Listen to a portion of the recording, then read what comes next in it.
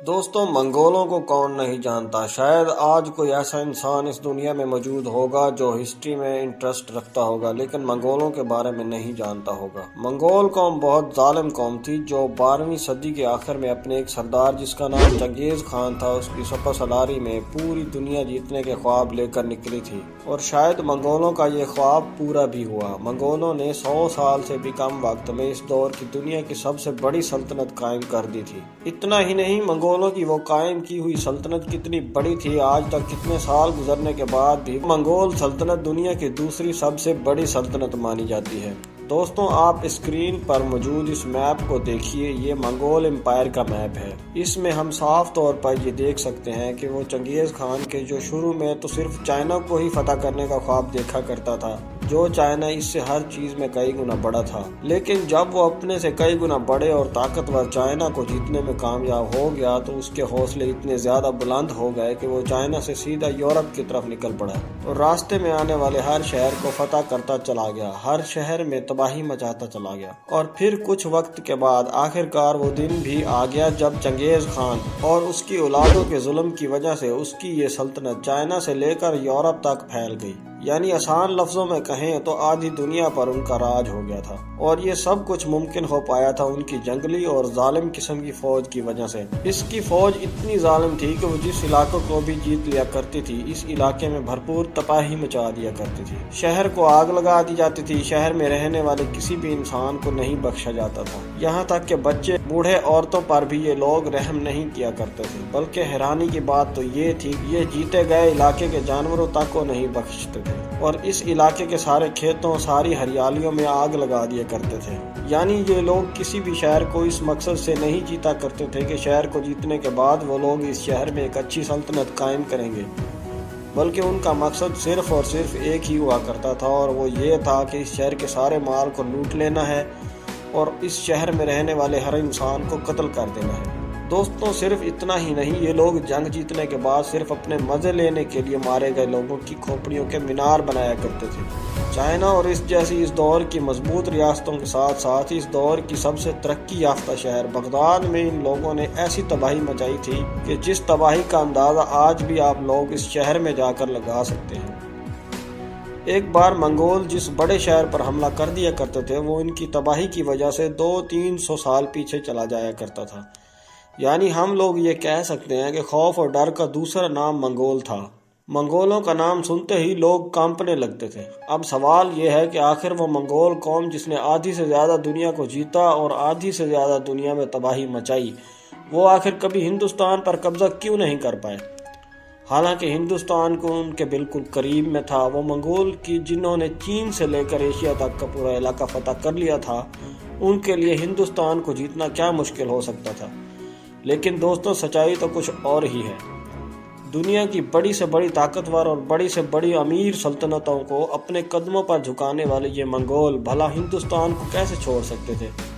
جو اس دور میں اتنا زیادہ امیر تھا کہ اس کی امیری کی وجہ سے اسے سونے کی چڑیا کہا جاتا تھا۔ ہندوستان کی بھرپور ہریالی اور مزیدار مسالے اور ان کی امیری کے بارے میں تو منگول قوم نے بہت پہلے سے ہی سن رکھا تھا، اور شاید یہی وجہ تھی کہ جب منگول تھوڑے سے ہی طاقتور ہو پائے تھے تب ہی سے انہوں نے لگاتار ہندوستان پر حملے کرنا شروع کر دیے تھے۔ پوری دنیا کو اپنے قدموں میں جھکا دینے والے یہ منگول کبھی ہندوستان پر قبضہ نہیں کر پائے، بلکہ جب ان لوگوں نے ہندوستان پر حملہ کیا تب انہیں بہت خطرناک ہار کا سامنا کرنا پڑا، اور ہندوستان ہمیشہ ان جانور اور ظالم لوگوں سے محفوظ رہا۔ اب سوال یہ ہے کہ آخر منگول ہندوستان کو جیت کیوں نہیں پائے؟ آخر وہ کون انسان تھا جو پوری دنیا میں تباہی مچانے والی منگول فوج اور ہندوستان کے بیچ میں ایک دیوار بن کر کھڑا ہو گیا تھا، اور منگول لاکھ کوششوں کے باوجود بھی کبھی اس انسان کو اپنے راستے سے نہیں ہٹا پائے تھے؟ تو دوستوں، میں بات کر رہا ہوں 1296 میں دہلی سلطنت کے تخت پر بیٹھنے والے سلطان کی، جنہیں آج دنیا سلطان علاؤالدین خلجی کے نام سے جانتی ہے۔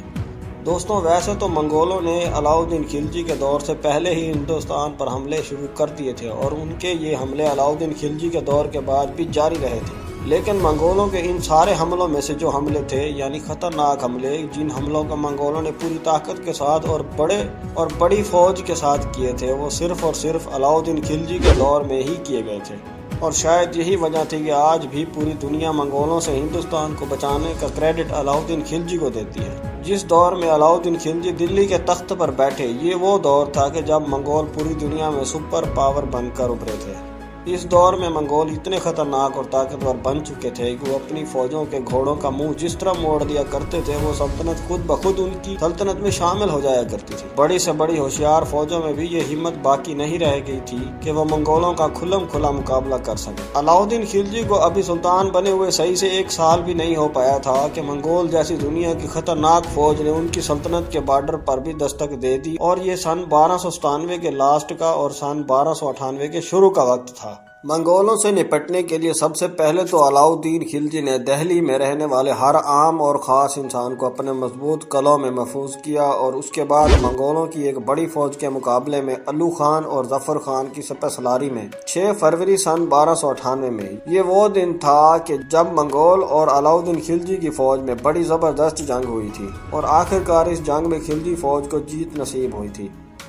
منگول جیسی طاقتور اور گھمنڈی فوج خلجیوں کے سامنے پیٹ دکھا کر بھاگنے پر مجبور ہو گئی تھی۔ دوستو، اس جنگ میں 20,000 سے زیادہ منگول فوجی مارے گئے تھے، اور ہزاروں کی تعداد میں ہی منگولوں کو قید کر کے دہلی لایا گیا تھا، اور منگولوں پر علاؤدین خلجی کی اس جیت کی وجہ سے ہندوستان کے لوگوں کا علاؤدین خلجی پر اور زیادہ بھروسہ بڑھ گیا تھا۔ دوستو، اس جنگ کو ہسٹری میں بیٹل آف جلندر کے نام سے بھی جانا جاتا ہے، اور یہ ہسٹری میں منگولوں کا انڈیا پر سب سے بڑا اٹیک مانا جاتا ہے۔ یعنی نہ تو اس سے پہلے کبھی منگولوں نے اتنا بڑا حملہ کیا تھا، اور نہ کبھی بعد میں وہ اتنا بڑا حملہ کر سکے تھے۔ پوری دنیا جیتنے والی منگول فوج بھی آخر اپنی ہار کیسے برداشت کر سکتی تھی؟ اس نے جنگ ہارنے کے بعد فوراً دوبارہ تیاری شروع کر دی، اور 1 سال سے پہلے ہی یعنی کچھ مہینے کے اندر سن 1298 کے لاسٹ میں ہی وہ اپنی ایک بڑی فوج لے کر پھر سے خلجیوں پر اٹیک کرنے کے لیے ہندوستان دوڑے چلے آئے۔ اور اس بار علاؤدین خلجی نے اپنے سب سے ہوشیار اور پسندیدہ سپہ سالار ظفر خان کو فوج لے کر منگولوں کے مقابلے کے لیے بھیجا، اور ظفر خان نے اس بار بھی علاؤدین خلجی کے بھروسے کو قائم رکھا۔ ظفر خان نے اس جنگ میں نہ صرف منگولوں کو بھاگنے پر مجبور کیا، بلکہ منگول فوج کے ہزاروں فوجی مارے گئے، اور ہزاروں پچھلی بار کی طرح ہی قید بھی کیے گئے۔ لیکن شاید گھمنڈی اور طاقتور منگول فوج نے بھی یہ سوچ رکھا تھا کہ وہ ہندوستان کو جیتے بغیر چین سے نہیں بیٹھیں گے، اور شاید یہی وجہ تھی کہ وہ دوسری جنگ ہارنے کے بعد بھی صرف کچھ ہی مہینے کے اندر تیسرا اٹیک کرنے کے لیے ہندوستان میں گھستے چلے آئے۔ لیکن اس بار علاؤدین خلجی کے لیے حالات شاید اتنے اچھے نہیں تھے، کیونکہ علاؤدین خلجی کی فوج اس کی سلطنت میں الگ الگ حصوں میں بٹی ہوئی تھی، اور شاید یہی وجہ تھی کہ علاؤدین خلجی نے اپنے کمانڈر یعنی سپہ سالار ظفر خان کو یہ حکم جاری کیا تھا کہ جب تک میرا حکم تمہیں نہ ملے تم منگولوں پر اٹیک نہ کرنا، کیونکہ علاؤدین خلجی سمجھ چکے تھے کہ اس وقت منگولوں سے لڑنے کی بجائے انہیں صرف روکے رکھنا ہی بہتر ہوگا۔ لیکن ظفر خان نے علاؤدین خلجی کی بات کو نظر انداز کرتے ہوئے منگول فوج پر حملہ کر دیا۔ ظفر خان کا یہ حملہ اتنا زبردست تھا کہ کچھ گھنٹوں کے اندر ہی 5,000 سے زیادہ منگول فوجی مارے گئے، اور سینکڑوں فوجی قید بھی کر لیے گئے۔ لیکن فوج کم ہونے کی وجہ سے ایک خلجی فوج منگولوں کا پرانا والا حال نہیں کر پائی۔ شاید یہی وجہ تھی کہ خلجی جنگ جیتنے میں تو کامیاب ہو گئے،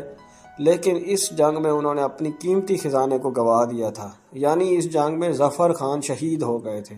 ہندوستان میں بار بار ہارنے کے باوجود بھی منگول چین سے نہیں بیٹھے۔ 3 بار لگاتار خلجی سے ہارنے کے باوجود سن 1303 میں انہوں نے چوتھی بار اٹیک کیا، اور کہا جاتا ہے کہ اس بار منگول فوج نے بڑی چالاکی سے کام لیا اور بھارت کے اندرونی راستوں سے ہوتے ہوئے دہلی تک جا پہنچے۔ لیکن دہلی تک پہنچ جانے کے باوجود بھی منگول کامیاب نہ ہو سکے، اور آخرکار منگولوں کو ایک بار پھر علاؤدین خلجی کے سامنے گھٹنے ٹیکنے پر مجبور ہونا پڑا۔ اس کے بعد سن 1305 میں خلجی سلطنت پر منگولوں کی طرف سے 5واں اٹیک کیا گیا۔ خلجی نے اس بار بھی بڑے زبردست تیاری کر رکھی تھی۔ ایک بار پھر خلجی اور منگولوں کے بیچ امروہہ میں ایک بڑی زبردست جنگ لڑی گئی، اور اس جنگ میں بھی ہمیشہ کی طرح منگولوں کو ہار کا سامنا ہی کرنا پڑا۔ یعنی کل ملا کر ہم یہ کہہ سکتے ہیں کہ علاؤدین خلجی کے دور میں منگولوں نے ہندوستان پر قبضہ کرنے کی بھرپور کوشش کی تھی، لیکن وہ ہر بار ہی ناکام ہوئے تھے۔ یعنی ہندوستان کو منگولوں سے ہمیشہ محفوظ رکھنے کا کریڈٹ صرف اور صرف سلطان علاؤدین خلجی کو ہی جاتا ہے۔ مگر افسوس آج کے دور میں کچھ فرضی کہانیاں اور موویز کے ذریعے اس بہادر اور ہوشیار اور عظیم الشان سلطان کو ایک عیاش اور قاتل بادشاہ کے طور پر دکھانے کی کوشش کی جاتی ہے، اور بدقسمتی سے کچھ لوگ ان لوگوں کے بہکاوے میں بھی آ جاتے ہیں۔ ایسے لوگوں سے میری ریکویسٹ ہے کہ وہ لوگ موویز کی بجائے ہسٹری کی پرانی سے پرانی بک پڑھنے کی کوشش کریں۔